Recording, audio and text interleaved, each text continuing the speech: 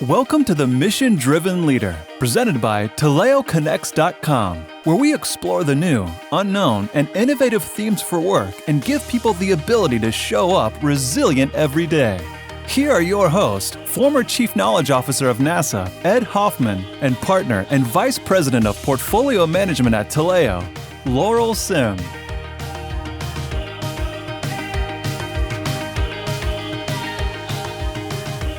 Well, hello, Mr. Hoffman, or should I say Dr. Ed or Captain H. I'm still trying to figure out what the best name is for you as that NASA guy, and I'm just a lowly, business owner. You're Sims. It's hard to compete. Sims. Oh, that's right. You did give already. me Sim. Oh, bless your heart. I do love Poe. Yeah, a little Sim over here. Thank you for that.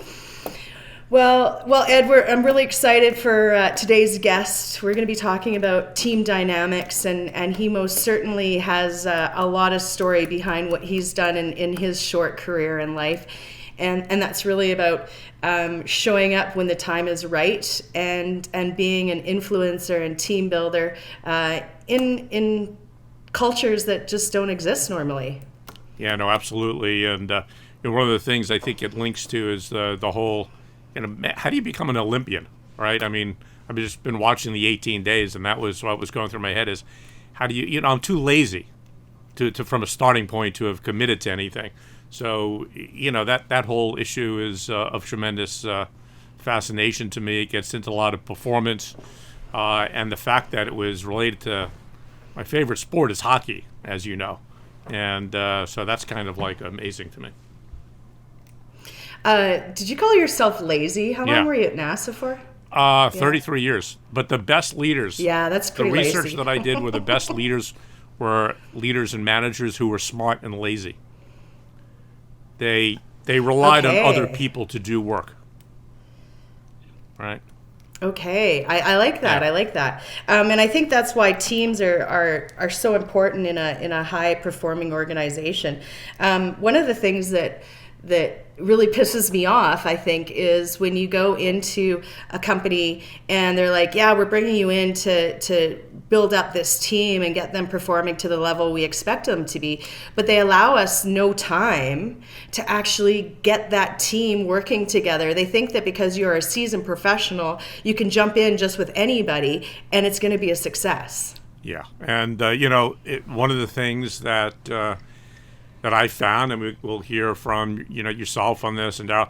There's a whole art to building a team.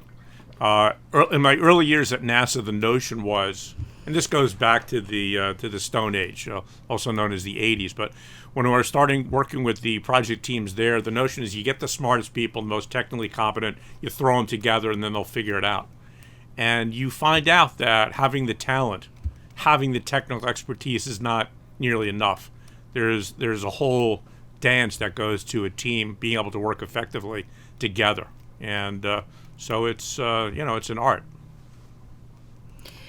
It is an art, and I believe that you talk a lot about that in your book, the Smart Mission. And so hopefully, while we're having our chat with Daryl today, you can share some thoughts in that regards. I always have ideas, you know that, Laurel. That is one thing I do love about you. Speaking of ideas, are you a baker? No, but I do eat cookies and bread. And, you like the baking. I like the, yeah. Well, I'm an eater. I'm a champion eater. Fantastic. Yeah. Well, this has nothing to do with actually eating the food, but it does have everything to do with baking. I go into lots of organizations. I do a lot of coaching and business leadership advancement. And one of the things I always tell them is that building strong teams is like baking. You need all of the right ingredients, and then you got to allow it to cook to the speed and the temperature that is going to make it the fluffiest, the tastiest cake possible. You can't turn the heat up. You can't pull it out and check on it when it's half baked, or you'll ruin it. And I only wish that there were more bakers in the building of team dynamics to allow for such things. It's interesting. We're going very Eastern philosophical right now. The whole notion, and I'm the whole notion of knowledge, right, is that data if you're cooking are the instructions, and that the information is recipes. And we all can read recipes, but to be a chef, to be someone good at something, that requires the knowledge, the understanding, the seeing the different colors. And of course, wisdom is marrying a good cook. I'd like to say I'm a good cook, but I burn a lot of stuff, so I overbake sometimes. Yeah. Well, and, yeah. So it sounds like your husband. Well, I do sounds like your husband's knowledgeable, if not wise. He'll eat anything.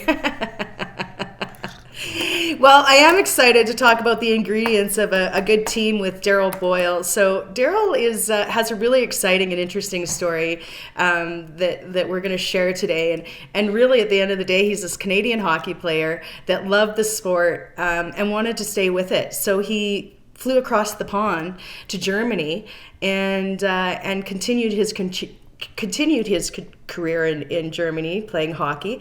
But what's really special and unique about his dynamics is he also won German silver at the last Olympics. So can you imagine being a Canadian kid and flying over and going through all these cultural differences, being part of a national team for Germany, kicking out people that have lived in Germany their entire careers, to go off and win a medal. And, oh, by the way, they weren't expected to win anything. So he's got some real fun stories, and I'm really excited to speak with him today. Daryl Boyle, welcome. Thank you. Thanks for having me. So, Daryl, when we look at that little story that we just shared with you just now, what were the greatest fears that you had moving to another country, setting up shop, figuring out how it was all going to work? Well, for me, once I realized that my journey of trying to make the NHL was over, that's when you start looking into different options. And yeah, we came to find like Europe has lots of options. There's leagues in pretty much every country over here. And Germany was the one that I felt was best for me. And coming to Germany was, I remember my first experience. I landed at the Munich airport. I was picked up by a shuttle from the team, and they drove us to our sponsor. Every team has like a car sponsorship. So went to the dealership, and they gave me keys to my car. I get into the car and I go to drive it. Well, it's a standard, and I don't drive standard. So you got to come to the farm. Laurel will teach you. Yeah. So right there, the guy said, "Okay, I'll help you out," and we drove around the parking lot for an hour, and they let me go. So that was definitely an eye opener for me. That's just something little, but then there's the language too. I've been over here almost 10 years now, or actually over 10 years now. So it's easier for me now. But if I look back, that was probably the biggest thing. You're going to the grocery store, you're just walking around, and it's tough. Like, some people just don't speak English, and you're in their country. So, yeah. And I'm wondering about, so Daryl, this is the first time we've been meeting, and I'm just impressed by reading about your background. A silver medal, really in anything, is just remarkable, and hockey, one of the ultimate team sports. I focus a lot on, my theory in action is that teams that have clear missions, a sense of what they want to accomplish, something that's really a burning desire, that gives you the fuel to be able to to seek that. Did you always have that kind of? It sounds like your dream was to play in the NHL, and it shifted to Germany and the Olympics, or was it? How did you get that sense of going for the Olympics and shooting for that? So once growing up, you want to play in the NHL for, I would say, most kids in Canada that play hockey, and that's not easy to do. Not every kid can do that. But to continue my professional career, there's a lot of options in Europe, and that's why I came over here. Now, for me, to play with the German national team, you have to be have a German passport, which I was luckily able to attain through my mom, who's German. Like, she has like her parents, so like my Oma and Opa, and you're allowed to get it through, I would say, like grandparents or parents. So I have dual citizenship, Canadian and German. Now, when I came over to Germany, the Olympics or even just playing for the German national team wasn't even a thought of mine, because, no one ever approached me about that. But after I played 2 years over here and I was doing actually very well, I was approached to come and partake in a few of the international tournaments. And everything just went well from there. And then when the Olympics were coming up, we had to play in a qualifier to actually get into that Olympics. And that tournament consisted of us, Latvia, Japan, and can't remember the other team, but it came down to us and Latvia. And the winner of that game got to go to the Olympics, and we won that game, luckily. And we earned our berth to the Olympics, and then the team was picked for the following Olympics, and I was on that list again, which I'm very grateful for. And that was an experience I can't even explain. It was just unbelievable. So Daryl, you moved from one culture, one language, to another culture, another language. And can you tell us a little bit about how you came into that locker room and tried to really become a team player immediate? What were the behaviors, or what was the anxiety even of what you needed to do in order for them to bring you in as a teammate? And how did they respond? Like, I feel like hockey, where every team's, you build your team the same way. There's forwards, there's defense, and there's a goalie. Now, what type of players they are, that's what you need to find. So regardless if you're from Germany or from Austria, from Switzerland, from Canada, from the US, you're going to find those type of players, but then it comes down to the communication part. Now, everyone that I've played with over here, that we all speak English. The Germans all speak very good English. The coach speaks English. So on our club teams, except for when swearing, right? Then you're like swearing in German. Exactly. Yeah, okay. Now, when we're on our club teams, it's everything's in English. So then everyone understands when it's communicated, what's going on, if we're doing a certain drill, or in games, if we need to do this or do that. Now, for me, the biggest obstacle was in the German national team. Well, it's all German, which it should be. You're with the German national team.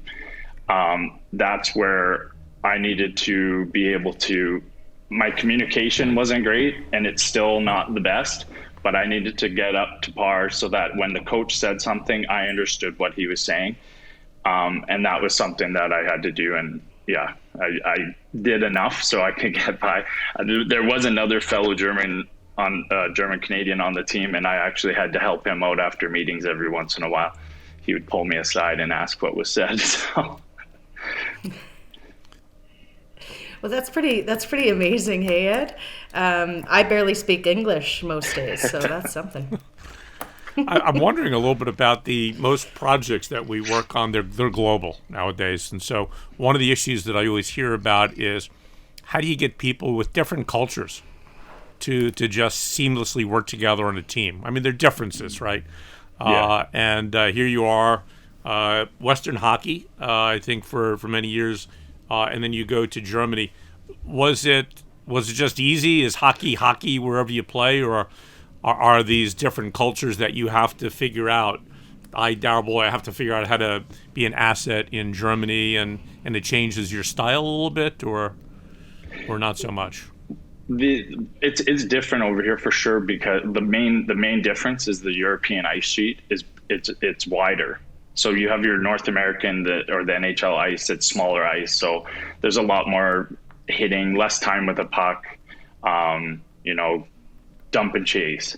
Where in Europe, you have more time with the puck. The skill guys, the fast guys, they control the game. So the game, for me, it's a lot more skating. There's a lot more skill. There is hitting, but maybe not as much. But you still got to keep your head up. But yeah, I would say that's the biggest thing, because I grew up playing on a North American ice sheet, and then you come to Europe. I remember that first game, and it was a big eye opener for me. It was an exhibition game, but I never skated that much in my entire life. I think I was asking for an oxygen tank after the game. It was just something different, and you get used to it. So I've been playing on that, and now when I go back to North America, I find the ice is too small. So interesting. So you adjust to that. But yeah, as a fan, you see the differences of, I guess, North American type hockey. It's supposedly a tougher, kind of a sport, while as they would always say the European style is more finesse. Seems like that's what you're doing. I'm interested in, what is it about the German team that attracted you? You were working in Germany first, but it sounded like you had different options in Europe. What was it about the opportunity, the coaching? Was there something that says, hey, this is where I want to spend a number of years working? Yeah, Germany, for guys coming over, like every league has different rules, and plus I did have my citizenship, so that actually helps me within Germany, because you're allowed a certain amount of imports for every club team, so non-German players. So I counted as a non-import, so that would help the team carry more imports if they wanted to. Right. And it's just, there's a lot more, I guess, a lot North Americans that play in Germany too. So I knew some people that were already there. And I think that was just kind of like, okay, they liked it. Let's go try it. And and I really enjoyed it. But that doesn't take anything away. I know guys that played in Sweden, they loved it. In Finland, Switzerland is one of the best over here. I don't know if you've ever been to Switzerland. It's probably one of the nicest countries I've ever been to too. So, yeah. Daryl, one of the things that I've really noticed in my interactions with my German colleagues is their directness and their pragmatic pursuits. And so I can only imagine that shows up in like true color in the hockey world. So can you talk to us a little bit about the changes or your own behavioral changes that you had to do in order to adjust to that pragmatic, direct kind of German, let's just do this approach? I can honestly tell you that within hockey, I don't know if I've really had to do that, but with my driving, because I don't know if you've been over here, you honk your horn all the time. So I do that now, and I'm screaming at people. It's everyone's in a hustle to get somewhere, and at first I was like, whoa, like, okay, you can go, but now I'm that person, and I just little things like that. But like within our team, I would say like the German players are, they're just like us. Like I don't know, they joke around, and it's no one's, I don't know, in a hurry or whatnot in the dressing room. So. Well, you know what, Daryl, we're gonna take a commercial break right now. But when we come back, I know that Ed has a dying question to figure out how many pull-ups you can do in a minute, because he likes to have these fitness competitions with our guests. So pretty excited for when we come back. We'll get back to the rest of the episode in just a moment. But first, a word from our presenting sponsor, TaleoConnects.com.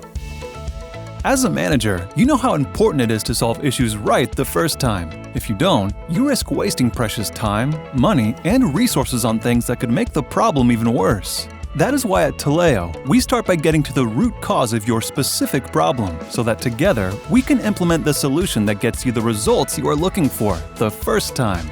Taleo's unique approach to management consulting and resourcing is focused on building a community of experts that work together to help clients solve complex problems and find success in their businesses.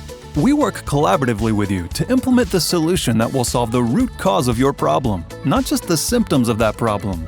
From management consulting and project management to staff augmentation and resource recruitment, Teleo's trusted team can help you take your organization to the next level.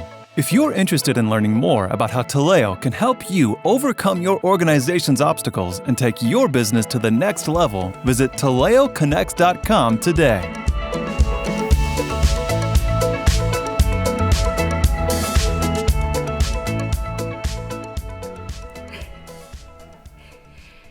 All right, so now that we're back from commercial, Daryl, what we were talking about was the dynamics of German car driving, of which I have done and do love, but I don't like the honking. One of the things that I am curious about, as I'm sure Ed is about just talking about us ignoring what our true talents are and not kind of feeding our greatness.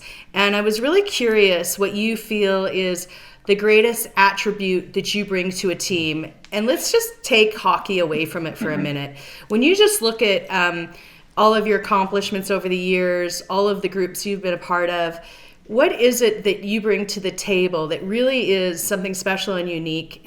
And are you watering it? Yeah, that's a good question. For me, I guess you said not necessarily within hockey, but I think just having a positive attitude. I think that's a big one. And then just being open and for ideas. Everyone within a team is going to have a different idea or a different perspective. And I just think having openness and being able to communicate. Those are a lot of the things that I think, and like being a leader, I think that's like, that probably is maybe number one, but yeah, I think there's just so many different qualities that you can have. But I'm trying to just bring a positive attitude to a situation, I think just enhances it. Well, I know that Ed has probably a follow-up question on what does a leader look like, so I'm not going to steal his thunder. I'm going to go into a totally different question. And no, actually, I mean, what I was going to ask is, when I think of hockey, in the international hockey, you think of the Russians, the U.S., Canada, Finland. You think of a lot of countries that don't really think of Germany. And yet you won the silver, so that's amazing. What do you, when you think about that, what accounted for the ability to be so successful on that particular team? Because I don't think they were favored, probably to medal, but something you came together, so you ended up right behind the Russians in terms of that tournament. What accounts for it? I think like a lot of the players within that team, these guys have known each other since they were kids, so they're already close. They're a family, and then they brought in me, and then there's the other German Canadian, but they brought us in, and we were just as much as part of the family as anyone, and I think that was the number one thing. And then from there, the way that the team was built, everyone had their role. We had, you can't just build it. Like I heard you say at the start earlier about just bringing in a bunch of talented people in, and then, hopefully we needed to bring in guys that, penalty kill specialists, defensive defensemen. And then our number one, I would have to say, was our goaltending. He was a rock or a wall back there. So, but we had just the makeup, and everyone came in with a positive attitude. We had tons of fun, and it was just, our mission from the start was to go in, do our best, have some fun. And you know what? That's what we did. Yeah, that's really consistent with a lot of the teams that I saw at NASA. They just about all have the talent. But some of them enjoy the challenge. Some of them, when things go wrong, they stick up for each other, and that sense of continuity. You know each other, you know your moves, you know how you're going to move forward, and having that strong goaltending, I guess, to when things go wrong. I've got to ask you another question. You know, I'm a big Rangers fan. The Russian team, I guess, that won the gold, the goaltender was Shesterkin, who's the Rangers goalie now. Did you take a shot on him, and what was that like? No one expected that question, but you know. Honestly, I don't know if I even had a shot on net that game. Okay. Make it up. That's what I would do. Yeah. Say you had a breakaway. Yeah, I think I hit the post a couple times. Okay. That allows me now to say I was just doing a podcast with Daryl Boyle, who hit the post past Igor. Yeah, that's wonderful. That's cool. Oh, that's fantastic. One of the things that I liked about what you said there, Daryl, earlier was about having fun. And if you watch the trailer to our show, our intention is really around fun, because we all live very serious lives, and we think our best work comes up when we're having fun and we're just in it as a team. No extra shit, excuse my French, excuse my German, kind of showing up and getting in the way of us having fun, because we're all excelling. What is the one thing that your coach did to make sure that you guys kept having fun, right? Like, I find that such a challenging position to be in, and I would love to hear what your coach was doing to make sure you guys during the Olympics. Yeah, well, we got there. It was just before the opening ceremony, so we got to partake in that. And then from there, our first game wasn't until like 8 or 9 days, from the time we landed. So we had our training days or practice days, you want to say, but other than that, he just let us go watch sports that, you don't normally get to watch, and you're watching them live, and you get to see these other athletes that have, done this training to get to this moment. And yeah, that was, I think, the best part. He just let us go. He didn't say, stay in your rooms or do this and that. Like, we're professionals. If we wanted to, take our time and, just stay and we could do that. But he knew we would be prepared, because this is the biggest stage for us. And I think that was the best part. And then once the games got going, that was our number one mindset, was game after game, get ready for the next game, get ready for the next game. That's fantastic. And I know that Ed and I are going to actually talk a lot about that after we finish up with you, because that's a big thing, creating space for people, allowing them to do what they do best, and not boxing them in, right? That's the definition of fun to me too. Yeah, absolutely. One last question I have, and then I know Ed has a couple more, but my last question is around the narcissists and the saboteurs in team dynamics. And I'm just curious, we're all, you say we're all professionals. We come in, I play defense, you play forward, you play center. I get that, but is it any different than that in the business world? Because I'm dealing with professionals all the time. However, there is a boatload of narcissists, a boatload of saboteurs that show up every day. Are you talking about me again, Laurel? Well, is that where we're going? I wasn't gonna say it, Ed. I wasn't gonna say it, but hey, if you're calling a spade, let's get this show on the road here. Really. But yeah, Daryl, like, did you have any saboteurs, narcissists in your hockey career? And if so, what approach did you take with them? Yeah, I can't say I've had too many experiences with that type of person, but like, it's just sometimes you get a player or two that just don't fit within the team. Maybe it's the positive, like not being a positive person, or they just don't fit. with that, they just kind of weed themselves out almost, and you guys can, ask to be released, and, then they go to a different team and stuff like that. But eventually, like, it's just a guy will just lose playing time. If he's not helping the team, well, what are you going to do on the ice for us? So it's just, that's kind of the best way I can put it.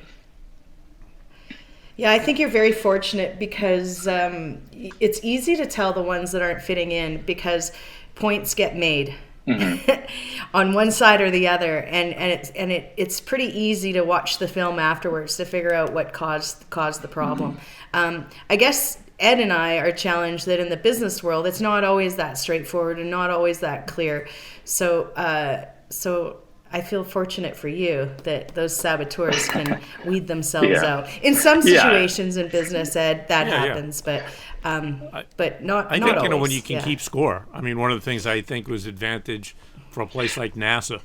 A project that's being successful. That one that's failing, and when things aren't going well, then there's accountability, right? And there's nothing more so than sports. You see the results almost too often. I'm sure. Yeah. One of the things that I was going to ask you, Daryl, so you seem like a very down-to-earth, humble kind of guy. If I had won a silver medal, I'd be wearing silver every day, and and just announcing that. So how do you use your skills, your success in the Olympics, but also as a hockey player in Germany? Where do you go from here? Do you have what's the next stage of how you transition yourself? Yeah, that's something I've definitely been looking into or looking at. I would say more so this year than I have in the past. I don't know how many more years I'm going to be playing professionally. But yeah, like I got he just turned 2 in October, son, and then we have another son on the way. So there's probably a lot more hockey in my life. So I just think the natural transition for me would be to stay within the game. I just been playing for so long. I feel like my wealth of knowledge is something that I can teach to the next generation. What is that, a coach or is that player development? Who knows? That's something I'm trying to figure out, but I just feel like that's probably the path I'll be taking. I love hockey, but there's just a part of me that wonders what else there is besides hockey, but that's something I need to start, looking into. Maybe there's another avenue that I want to try, like, real estate or something. Who knows? I know a guy I played with, he's now working as a real estate agent and he loves it. And, there's different things I could do, but I would say natural thing for me would to stay within hockey. Always possibilities. I have to ask the question that Laurel really is the one who wanted me to ask this question. Do they hate you right now in Canada because you beat them? Well, the funny thing is that there's a guy I train with. A guy I train with in Lethbridge in the off seasons. He was on that team, so he's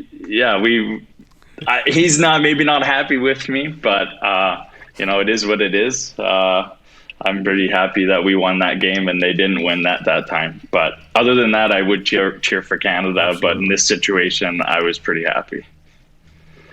Now, will they let me back in? I gotta say, congratulations! What an incredible! They've already let me in a few times, so I don't know if that's me just sneaking in. All right. Well, we'll try to make sure that the podcast doesn't get too successful, so someone doesn't recognize you and ask questions. Yeah, there. For sure. But no, congrats! I mean, what a great accomplishment. I really think it starts with having the dream, because when you see any Olympian. Just to do that, you have to have a mindset that I'm going to try something. Mm-hmm. You have to have that kind of courage to go for it, and then to take on different opportunities in Germany and your own career. It's obviously quite an amazing story, and congratulations, and continued success with your new family and where you move forward. Yeah, thank you very much. Appreciate it. Absolutely, Daryl. We just want to thank you so much for spending the time with us today. We wish you the best of luck with your children and your new ones coming aboard, and your lovely wife. And we just want to we're just going to reflect for a couple of minutes, maybe on the things that we heard from you, Daryl, which comes down to that you build the team the same way. And you used the beginning of it, Ed, he used the beginning that it was hockey. We build the team the same way in hockey, but I believe we build the team the same way wherever we go. And we want those positive influencers that show up and say, yes, we can.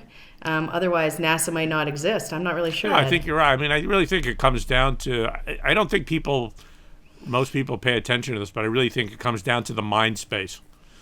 I mean, there's so many different stages from the little conversation we had where a lot of people, if they were Daryl, would say, okay, I got to do something else. I didn't get into the NHL, so I'm not going to do this, or, and yet, you're always stepping up to a new thing. And I think really successful people, successful projects, they have a mind space that they don't expect things to go as planned, because they never do. And yet they have an adaptive response and a positive, that kind of positive quality that Daryl's talking about, that I think is essential, because one thing that we know is the world is not easy, and whatever you're working on, you're going to be facing barriers. So I think that really illustrates a lot of those points. Yeah, and I think the other thing that I also heard loud and clear and believe that we need to do a better job of in the business world is allowing space for fun, right? And how do we create that space and not box everybody in to being in this spot or that spot and just showing up that way? I think we need to figure that one out a little bit further. And I think you're absolutely right. I also think it comes down more and more. I see the importance of teams, people who have gratitude. They're grateful for what they're dealing with, where they're raised, their families. They're different things, that make you feel good, and that allows you to carry, to move forward into to what you're, where you're going, what you're doing. The number one thing that I always say at NASA that would stop a career, if you want to look at that other side, is it was not, again, the talent. It was the inability to work with others. And it was for me, sometimes it was heartbreaking. You'd see somebody with all the talent in the world, but they genuinely didn't know how to work with others. And again, that comes through so much in this conversation where, hockey, it's about a team, right? And the fact that, people want to bring you back, speaks to the fact that you're making a contribution. It's not just the goals and the assists and the defense. It's also about creating an environment where as a team we get better. And I think that comes from a stance of gratitude. I'm probably building in my own biases to this, but I do that anyway. But I think that's partly what I was hearing. So, Ed, if we look at what we want to challenge people with today from this podcast, and really help them to tighten up their mission, what are your first thoughts of reflection? I would say, what's your dream? What's the mission that you want to go for? Again, I start with the starting point with Daryl was, man, yeah, a silver medal. How do you even start with dreaming that's possible? I wouldn't have. And I think if you can dream it, if you can see it, if you don't talk yourself out of it, to me, I think that's the starting assignment. What do you want to do? And what are you willing to put in to make it happen? I can't agree more. The word courage shows up a lot for me right now, and having the courage to just put your foot in that water. I believe that's exactly what Daryl did by saying, I've got the talent, I believe enough in myself, but do I have the courage to take that flight? Do I have the courage to go somewhere that I don't know how to drive? By the way, you can come out to my farm anytime and learn to drive. Bring the boys out. But the courage to go to another culture, another language, and just say, I got the right capabilities. Now I just need the courage and the belief in myself to do it. And I think that's something special that you'll never hear from Daryl, because he is so humble.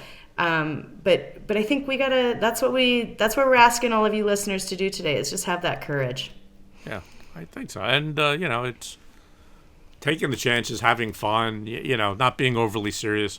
I mean, we're all going to die someday, right? So there's no reason to be overly formal or anything like that. Just go for your dreams and have fun doing it. Absolutely. Daryl, as we sign off here, I just want to encourage you to follow your dreams of your next stage in life, which is not just being a father, but I do believe that hockey has a future for you in coaching and performance. So I look forward to future podcasts with you as you take that next step. I was going to ask Daryl feedback. I mean, how did we do? I mean, this may have been the worst interview he's ever had. We should be open to that. It's awesome. Feel free to give Laurel honest feedback, Daryl. Yeah, I do like honest feedback. No, you guys are great. This was a great experience. It was my first time doing a podcast, so yeah, thank you. Well, I'll be following. You're still playing hockey in Germany, I believe, right? Yeah, I'm in Munich, EHC Red Bull München. Yeah. I'll be following you. Yeah, thank you. So, and if you go on to coaching, I'll be cheering. Yeah, unless you're playing the Rangers. Well, and then maybe I'll coach the Rangers one day, and then. Oh, that would be so wonderful. And then, start a campaign. Definitely. Absolutely. Well, great. Enjoy your evening, Daryl. It was great chatting with you. Great seeing your face. You. Ed, you take care. Absolutely. I hope you can find out how to get your light bulb fixed without the NASA team. I really hope that. I had to adjust it, but first I had to find out where the light bulbs were. So, absolutely. Oh boy. There you go. All right. All right. See ya. Bye, all. Thanks for listening to the Mission Driven Leader podcast, presented by TaleoConnects.com. Be sure to subscribe to the podcast and leave a review wherever you listen to the show. Production of the podcast is by @Heart Creative and can be found at @heartcreative.com.